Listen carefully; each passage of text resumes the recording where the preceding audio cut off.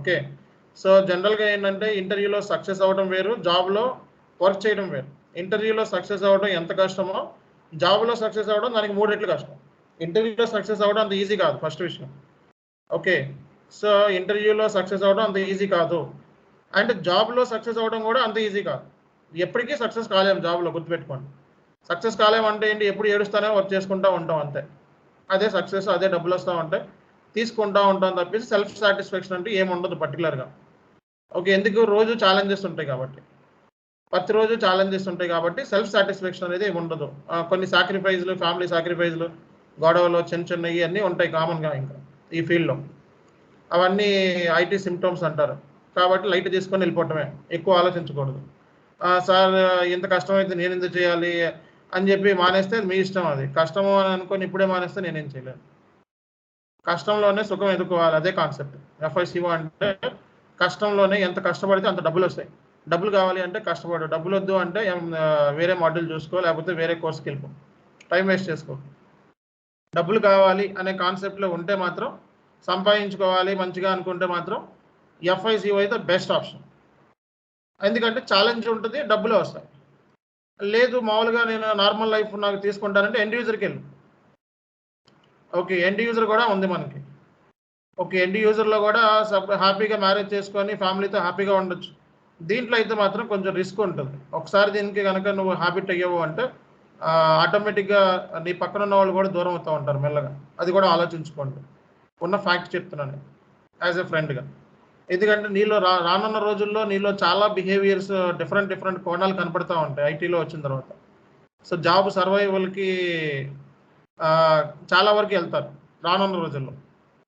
కాబట్టి మీలో వ్యక్తిగతంగా మొత్తం మీలో పర్సనల్ డెవలప్మెంట్ అనేది చేంజ్ అవ్వబోతుంది. వన్స్ జాబ్లో జాయిన్ అయ్యావంటే నీలో ఉన్న యాటిట్యూడ్ ఏమైతే ఉందో అది కంప్లీట్గా డిఫరెంట్గా మారబోతుంది అని అర్థం, గుర్తుపెట్టుకోండి. ఓకే. సో హెడ్ఏక్స్ కానీ లేకపోతే ఇలాంటి పర్సనల్గా హెల్త్ ప్రాబ్లమ్స్ కూడా మెల్లమెల్లగా స్టార్ట్ అవుతూ ఉంటాయి. కుర్చీ మీద కూర్చుంటున్నాము అంటే మార్నింగ్ నుంచి సాయంత్రం వరకు, సో గ్యాస్ ప్రాబ్లమ్ అనో లేకపోతే ఇంకో ప్రాబ్లమో ఏదో ఒకటి వస్తూ ఉంటుంది, అందులో నో డౌట్. ఓకే.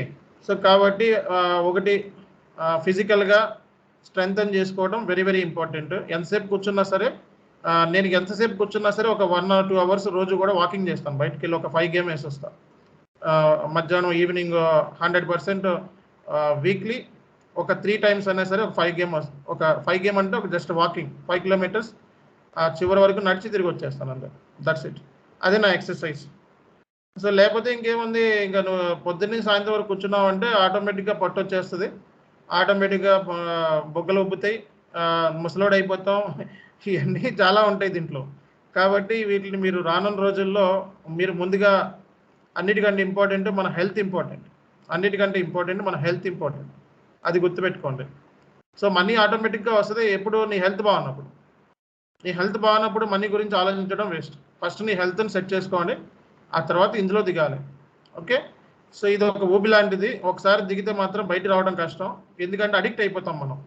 సో మనకు తెలియదు, మనం పక్కనోడికి తెలుస్తుంది మనం ఎంత కష్టపడుతున్నాం అన్నది. మనకేం తెలియదు, మనం అందులోనే వ్యవహరిస్తూ ఉంటాం. ఇష్యూ రిసాల్వ్ అయింది ఇక అందులో దూకేమంటే అదే ప్రపంచంలా కనపడుతుంది. నీకు పక్కన ఉన్నవాడు, ముందున్నవాడు, ఆడు వెనకాలవాడు ఎవడు నీకేం కనపడ్డు. సో ఈ పార్టీ మీకు అర్థమయ్యే ఉంటుంది. సగం మంది ఎవరైతే డెప్త్గా ఇన్వాల్వ్ అయ్యారో ఒక రోజుగా 10 గంటలు కూర్చున్న వాళ్ళకి అర్థమవుతుంది మెల్లమెల్లగా. కాబట్టి ఈ కాన్సెప్ట్ అంతే. ఇది ఐటీ సిమ్టమ్స్, ఈ లైట్గా తీసుకొని ముందుకు వెళ్ళిపోవాలి. సో కాబట్టి ప్లానింగ్ చేసుకోండి. వేరే కంట్రీకి వెళ్ళాలనుకున్న వాళ్ళు వేరే కంట్రీ ప్లాన్ చేసుకోండి. లోకల్లోనే డొమెస్టిక్లోనే వెళ్దాం అనుకున్న వాళ్ళు డొమెస్టిక్కి వెళ్దామని ట్రై చేయండి. అట్లీస్ట్ జాబ్ చేయండి. అట్లీస్ట్ జాబ్ చేయకుండా వేరే ఆటోమేటిక్ పెడితే వేస్ట్, మీరు ఉపయోగం ఉండదు, సర్వైవల్ ఉండదు. సో కాబట్టి జాబ్ అట్లీస్ట్ ఒక 4 years అన్న చేస్తే మొత్తం మీకు complete end to end knowledge వచ్చేస్తుంది. ఆ తర్వాత మీరు ఏదైనా చేయొచ్చు ఇక్కడ. సో ఎవరైతే మెసేజ్ పెట్టారు,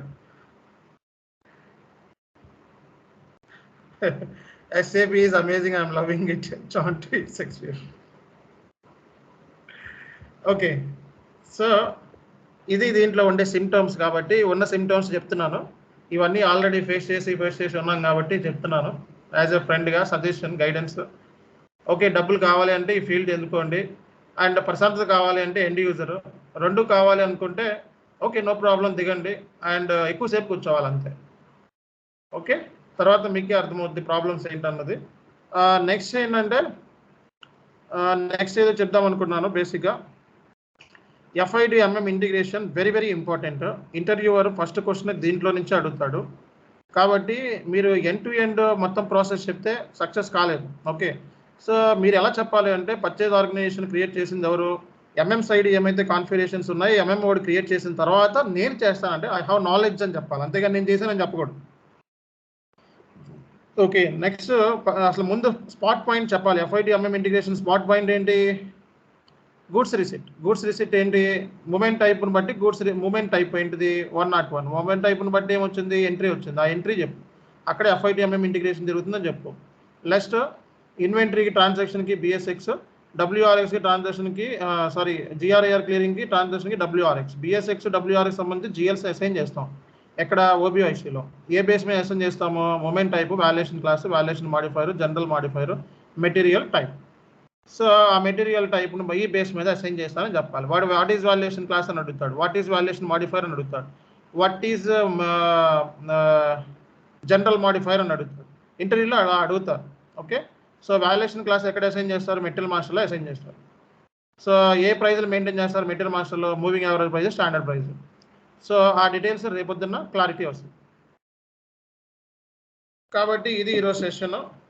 కాబట్టి జాగ్రత్తగా చూసుకొని మూవ్ ఫార్వర్డ్ అవ్వండి. FIDMM ఇంటిగ్రేషన్ సంబంధించి నేను ఒక డాక్యుమెంట్ మీకు షేర్ చేశాను జస్ట్నో. టైం దొరికినప్పుడు ఆ డాక్యుమెంట్ ప్రిపేర్ అవ్వండి. అండ్ ప్రిపరేషన్ స్ట్రాటజీ ఎలా ఉండాలన్నదే నేను ఇప్పుడు చెప్తాను. సో మీరు ఇప్పుడు ఎంత త్వరగా మనకి ట్రైనింగ్ అయిపోతే అంత త్వరగా జాబ్లోకి వెళ్ళిపోవడానికి ట్రై చేయండి. First point. రీజన్ ఏంటంటే మనకి ఆఫ్లైన్లో మనకి స్టార్ట్ అవబోతున్నాయి. ఆల్మోస్ట్ అన్ని గవర్నమెంట్స్ కూడా మీరు ఆఫ్లైన్లో పెట్టేసుకోండి అని కంపెనీస్ని వెనకాల పడుతున్నాయి. ఓకే, సో తర్వాత మళ్ళీ వాళ్ళు గవర్నమెంట్ రిస్ట్రిక్షన్స్ మూలంగా ఆగినాయి, అంతేగాని కంపెనీ వాళ్ళ మూలంగా ఆగలేదు. ఓకే, గుర్తుపెట్టుకోండి.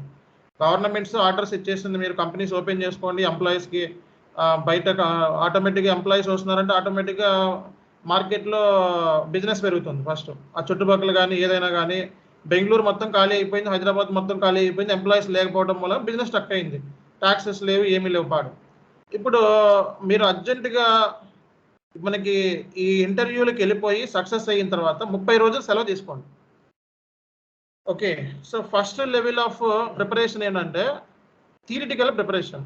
ఎప్పుడైనా గుర్తుపెట్టుకోండి. సో ప్రాక్టికల్గా చేసుకుంటే టాపిక్స్ ఒక్కొక్క టాపిక్ 5 నెలలు పడుతుంది, 6 నెలలు పడుతుంది. బయట ఇన్స్టిట్యూషన్లు ఉన్నాయి, అక్కడ నేర్చుకోవచ్చు. మీరు 11 నెలలు నేర్చుకోవచ్చు చక్కగా. కానీ నా పాయింట్ ఆఫ్ వ్యూ నేను అట్లా చెప్పను. నా పాయింట్ ఆఫ్ వ్యూ నేనేం చెప్తానంటే ఫస్ట్ నీ ప్రిపరేషన్ థియరిటికల్గా స్ట్రాంగ్ అయిపో. ఓకే, థియరిటికల్గా స్ట్రాంగ్ ఎందుకు అవ్వాలి అంటే రానున్న రోజుల్లో 3 ఇంటర్వ్యూలు ఉన్నాయి. 1 కాదు, 2 కాదు, 3. ఆ 3 గేట్ పాస్. ఆ 3 ఇంటర్వ్యూలను బట్టే నెక్స్ట్ నీది జాబ్ అనేది ఉంటుంది ఫస్ట్. కాబట్టి ఫస్ట్ పాయింట్ ఇంటర్వ్యూలో సక్సెస్ అవటం. సెకండ్ పాయింట్, నెక్స్ట్ ఇంటర్వ్యూలో సక్సెస్ అయ్యాము అని తెలిసిన వెంటనే ఆఫర్ లెటర్ అంతకుముందే ఇంటర్వ్యూవర్కి 30 days టైం అడగండి. ఓకే, 30 days టైం అడగండి. 30 days టైంలో మీరు ఏం చేస్తారంటే ప్రాజెక్ట్ వర్క్ లాగా, so FIDMM integration, FID-SD integration, okay, so EBS ఇలాంటి కష్టమైన టాపిక్స్ ఏమైతే ఉంటాయో అవి కూర్చొని రోజుకి 5 రోజులు చొప్పున ప్రాక్టీస్ చేసుకుంటారు. అంటే వారానికి 5 రోజులు, అంటే ఒక్కొక్క కాన్ఫిగరేషన్కి 5 రోజులు వేసుకోండి. FIDMM ఇంటిగ్రేషన్ 5 రోజులు, FID-SD ఇంటిగ్రేషన్ 5 రోజులు, EBS 5 రోజులు, 2 రోజులు. సో అట్లా ఒక్కొక్క టాపిక్కి 5 రోజులు వేసుకొని ప్రిపేర్ అవుతారు, ప్రాక్టీస్ చేసుకుంటారు, వెళ్తారు, జాబ్ కొడతారు. మీ అందరికీ కాన్ఫిగరేషన్స్ వచ్చు, ఎంట్రీలు పాస్ చేయడం వచ్చు, కాన్సెప్ట్ తెలుసు, అనలైజ్ చేయడం వచ్చు, యూట్యూబ్లో ఎత్తడం వచ్చు, గూగుల్ ఎత్తడం వచ్చు, అండ్ ఎర్రర్స్ రిసాల్వ్ చేయడం వచ్చు, అన్నీ వచ్చు ఇప్పుడు. ఓకే, ఇంకా మీకు ఎవరు చెప్పాల్సిన అవసరం లేదు. మీరే ఇంకా సెల్ఫ్ లెర్నర్స్ అనమాట. FICO ఎప్పుడు కూడా సెల్ఫ్ లెర్నింగ్, మాకు ఎవరు నేర్పించలేదు. గూడ్స్ రిసీట్ ఎలా చేయాలి, ఎంట్రీలు ఎలా పాస్ చేయాలి, ఓన్గా నేర్చుకున్నాం. ఈరోజే నేను సర్వర్ యాక్సెస్ తీసుకున్నాను మొన్న 3 days బ్యాక్. సో డైరెక్ట్గా నా సిస్టంలో నేనే కొట్టుకుంటే ఎర్రర్స్ ఎన్నో వచ్చినాయి, ఒక 25 ఎర్రర్స్ వచ్చినాయి, రిసాల్వ్ చేసుకుంటా వచ్చాం. ఓకే, సో అంతే. ఈ రోజు కానీ ఇష్యూ రేపు పొద్దున్న రిసాల్వ్ అవుతాయి. మీ అందరికీ GST వచ్చు కదా, విత్ హోల్డింగ్ ట్యాక్స్ వచ్చు కదా, అసెట్ అకౌంటింగ్ వచ్చు కదా. ఆ 3 ఉన్నంత టఫ్నెస్ వేరే ఎక్కడ ఏ MM-లోనూ లేకపోతే ఎనీ అదర్ మాడ్యూల్లోనూ అంత టఫ్గా కాన్ఫిగరేషన్స్ ఉండవు. FIలో ఉండే కాన్ఫిగరేషన్స్ ఎక్కువ, అంత టఫ్నెస్ ఎనీ మాడ్యూల్లో లేదు. ఓకే, సో SD మాడ్యూల్ అయినా ఊరికే నేర్చుకోవచ్చు, 15 రోజులు 20 రోజులు నేర్చుకోవచ్చు. MM మాడ్యూల్ అయినా 25 రోజులు 30 రోజులు నేర్చుకోవచ్చు. సో పీపీ మాడ్యూల్ అయినా ఒక 20-30 రోజుల్లో నేర్చుకోవచ్చు. ఎనీ మాడ్యూల్ FICO నేర్చుకున్నవాడు ఎవరైనా సరే ఎనీ మాడ్యూల్ కరెక్ట్గా 1 రోజుల్లో 30 రోజుల్లో నేర్చేసుకోగలరు. కాకపోతే మనకి బద్ధకం అంతే తేడా. ఓకే, అంత టఫ్నెస్ మనం చేసాం, అంత కాన్సెప్ట్ని అర్థం చేసుకున్నాం. కాబట్టి FIలో మాడ్యూల్ అనేది రాజుల్లో కల్లా రారాజు మాడ్యూల్. ఈ మాడ్యూల్ నేర్చుకున్న వాడికి మిగతా మాడ్యూల్ అన్ని ఫ్రీ. రానున్న రోజుల్లో నీకేమి చెప్పకపోయినా నువ్వు వెళ్ళి జాబ్లో చేసేస్తూ ఉంటావు. గుర్తుపెట్టుకోండి. రీజన్ ఏంటంటే నీకు ఏదో SD ప్రాజెక్ట్లో అసైన్ చేయొచ్చు, ఏదో PS ప్రాజెక్ట్లో అసైన్ చేయొచ్చు, PP మాడ్యూల్లో అసైన్ చేయొచ్చు. బట్ అయినప్పటికీ కూడా నీకు రాకపోయినా చేసేస్తావు. రీజన్ FI అనాలిసిస్ అనేది ఎక్కడికి పోదు, అది మన వెనుక ఉంటుంది. కాబట్టి సో నేను సజెస్ట్ చేసేది ఎప్పుడైనా సరే స్ట్రాంగ్ పర్సన్కి FICO మాడ్యూల్ నేర్చుకున్నాడైతే వాడు ఎనీ మాడ్యూల్ ఈజీగా నేర్చుకోగలుగుతాడు. ఓకే, వేరే వాడే కూడా ఎవడో చెప్పాల్సిన అవసరం లేదు కాన్సెప్ట్. ఇదంతా సెల్ఫ్ లెర్నింగే. డాక్యుమెంట్లు మొహం మీద పడేస్తారు. మామూలుగా కంపెనీలోకి వెళ్తే ఒక అరగంట KT అంటారు, అరగంట కంటే ఎక్కువ ఉండదు, లెక్కేసుకోండి, ఒక గంటలోపు ఉంటుంది అంతే. అయిపోయింది అంటారు, నేను అసైన్ చేస్తారు, చేసేయమంటారు. సార్ నాకు ట్రైనింగ్ ఇవ్వండి అని చెప్పి, సార్ మళ్ళీ రిపీట్ చేయండి, సార్ మళ్ళీ ఇంకోసారి చెప్పండి, సార్ స్లోగా చెప్తున్నారు, సార్ ఫాస్ట్గా చెప్తున్నారు, ఈ కాన్సెప్ట్లు ఉండవు అక్కడ. ఓకే, సో కాబట్టి ఆ లెవెల్ ఆఫ్ స్టాండర్డ్ ఎక్వైర్ చేయకపోవడం నీ తప్పు. సో అందుకే నేనేంటంటే వర్క్ చేసేటప్పుడే చాలా అసైన్మెంట్లు ఇస్తూ ఉంటాను. అదే నేను చేసుకుంటా పోతే సగం మంది నిద్రపోతారు, సగం మంది గాలి కొట్టిపోతారు, సగం మంది అర్థం కాకదు ఎర్ర రాగానే పరిగెట్టి వదిలేస్తారు కోర్సు. సో అందుకే నేనంటే కొంచెం మీకు క్లారిటీ ఇచ్చి ఆ తర్వాత మీకు అసైన్మెంట్ ఇస్తున్నాను. ఫస్ట్ నుంచి అట్లా అసైన్ చేయమంటే ఇవ్వటం మూలంగా మీలో ఒక కాంపిటేటివ్నెస్ క్రియేట్ అయింది అండ్ చేయగలుగుతున్నాను. ఓకే, అట్లీస్ట్ చేయగలుగుతున్నారు ఒక 2 రోజులకో 4 రోజులకో 3 రోజులకో. అది ఇంపార్టెంట్ జాబ్కి. జాబ్లో పక్కన మన వెనకాల ఎవడో ఉండడు తోడు, మనకు మనమే తోడుగా చేసుకొని ఉండాలంతే. జాబ్ అంటే సముద్రంలో దూకినట్టే అంతే, ఇంక దానికి ముందు వెనక డెస్టినేషన్స్ అంటే ఏముండదు, ఎదుకుంటా పోవటం అంతే. ఎంత దూరం అయితే వాడే గొప్ప, అంటే ఎన్ని సంవత్సరాలు అన్నట్టుగా లెక్క. ఐటీలో ఎన్ని సంవత్సరాలు ఉన్నాడు అంటే వాడు చాలా ఆరితేరిపోయి ఉన్నాడని గుర్తుపెట్టుకోండి. అట్లా కనబడుతున్నాడు. ఇందాక ఎవరో ఫోటో పంపించారు చూడండి, ఈయన ఫోటోలా కనబడతాడు, మనిషి మాత్రం ఈయన ఫోటోలా కనపడతాడు, కానీ వాడంత మేధావి ఇంకోటి ఉన్నాడు, గుర్తుపెట్టుకోండి. అన్నిట్లోనే మేధావి అవుతాడు, ఒక ఫీల్డ్లో కాదు. ఆల్ పర్సనల్ డెవలప్మెంట్ కానీ ఏదైనా కానీ అలా కనపడతాడు అంతే. కాబట్టి అది కూడా గుర్తుపెట్టుకోండి, ఐటీ వాళ్ళని ఎవరిని తక్కువ ఎస్టిమేషన్ ఇవ్వకండి. ఓకే, సో జాగ్రత్తగా మీరు మీ ప్రిపరేషన్ స్ట్రాటజీస్ మొదలెట్టండి. నేను చెప్పేది ఒకటే, స్ట్రాటజీ ఇంటర్వ్యూ పాయింట్ ఆఫ్ వ్యూలో సక్సెస్ అవ్వాలి అంటే థియరిటికల్గా స్ట్రాంగ్ అవ్వాలి, and communication, presentation, excellent delivery, ఇవి 3 ఫ్యాక్టర్స్ వెరీ వెరీ ఇంపార్టెంట్. అందుకే interaction group. Okay, so once selection అయిపోయిన తర్వాత నెక్స్ట్ అంతా కూడా ప్రాక్టికల్గా కమాండ్ తెచ్చుకోవడం, ప్రాక్టికల్గా సిస్టమ్ మీద కూర్చోవడం అంతే. ఓకే, సో ఈ నెక్స్ట్ 30 రోజులు ఏదైతే మీ క్లాసెస్, నెక్స్ట్ 30 రోజులు మా సపోర్ట్ 100% ఉంటుంది. సో 30 రోజులు కాబట్టి 40 రోజులనే ఉంటుంది ఆ గ్రూప్లో ఎవరైతే వస్తారో. సో ఆ తర్వాత నుంచి మీరు వన్స్ జాబ్ కొట్టేసిన తర్వాత నుంచి ఇంకా నెక్స్ట్ మీ కెరియర్ అనేది స్టార్ట్ అవుతుంది. కాబట్టి ఎంత త్వరగా జాబ్ కొడితే మా పాయింట్ ఆఫ్ వ్యూలో మాకు మంచిది, మీకు మంచిది, మీ కెరియర్ పాయింట్ ఆఫ్ వ్యూలో. లేదు నేను ఇంకా కూర్చుంటాను, ఇంకా శోధిస్తాను, రీసెర్చ్ చేస్తానంటే SAP FICO అనేది అనంతమైన మాడ్యూల్, ఇన్ఫినిటీ. దీంట్లో మనకు అన్నీ తెలిసినట్టే ఉంటాయి, కానీ ఇంకా చాలా ఉంటాయి తెలియనివి. కాబట్టి ఇది ఇప్పుడుతో ఎండ్ అయ్యేది కాదు, గుర్తుపెట్టుకోండి. ఈవెన్ 10 ఏళ్ళు వచ్చినా FICO ఎండ్ కాదు, అన్నీ తెలిసినట్టే ఉంటుంది, ఇంకా మనకు తెలియని చాలా ఉంటాయి, లోనికి వెళ్తూ ఉంటాయి. కాబట్టి ఒక్కొక్కటి ఎత్తుకొని చేసుకుంటాను అంటే ఈ ఇష్టం, అది నీ టైం, నేను దాన్ని ఇచ్చేయలేను. నా పాయింట్ ఆఫ్ వ్యూలో రియల్ టైం అనేది ఎక్కడ ఉంటుందంటే జాబ్లో ఉంటుంది. ఎంత త్వరగా జాబ్లోకి వెళ్ళిపోతే నీకు అన్ని టూల్స్ చూసుకోవచ్చు, అంత కమ్యూనికేషన్, అంత ప్రజెంటేషన్, అంత డెలివరీ ఉంటుంది. కాబట్టి అది నువ్వు ఎంత త్వరగా గ్రాస్ప్ చేస్తే ఓకే. ఫస్ట్ 2 నెలలు కష్టం ఉంటుంది, 100% అగ్రీ. కానీ ఆ తర్వాత నుంచి నువ్వు ఇంకా ముందుకెళ్తావు. అదే ఇక్కడ నేర్చుకుంటే ఏముంటుంది, ఇక్కడ మీకు అన్ని రియల్ టైం సిస్టంలో ఉండేవన్నీ ఇక్కడ చూపించలేరు ఎవడు కూడా. టూల్స్ కానీ, ఇంటర్ఫేస్ కానీ, టికెటింగ్ టూల్స్ ఇవన్నీ కూడా ఇక్కడ ఉండవు. అరీబా అని చాలా ఉంటాయి అక్కడ. ఆ PPT ఫైల్స్ ఒక్కొక్క దాంట్లో ఒక్కొక్కటి అర్థం కాకుండా ఉంటాయి. అది చదివేటప్పటికి నిద్ర వస్తూ ఉంటుంది. ఒక PPT మొహం మీద కొట్టేస్తారు, ఒక 5-6 PPTలో చేసేయమంటారు అంత. ఆ PPT చదివేటప్పుడు సగం నిద్ర వస్తుంది, ఏం అర్థం కాదు. అదే హై లెవెల్ లాంగ్వేజ్ అసలు అర్థం కాదు. కాబట్టి అది మీరు అలా ఆలోచించొద్దు. మనకి ఏదో ఒకటి సొల్యూషన్ దొరుకుతుంది, కూర్చుంటే ఓపిక్గా కూర్చోవాలంతే ఇందులో. ఓకే, ఓపిక్గా కూర్చుంటే 100% సొల్యూషన్ దొరుకుతుంది. సో కష్టం అనుకుంటే మనకి ఇష్టమైనవి రావు, గుర్తుపెట్టుకోండి. కాబట్టి ఇందులో కష్టం కింద ఫీల్ అవ్వద్దు, ఇష్టం కింద ఫీల్ అవ్వండి.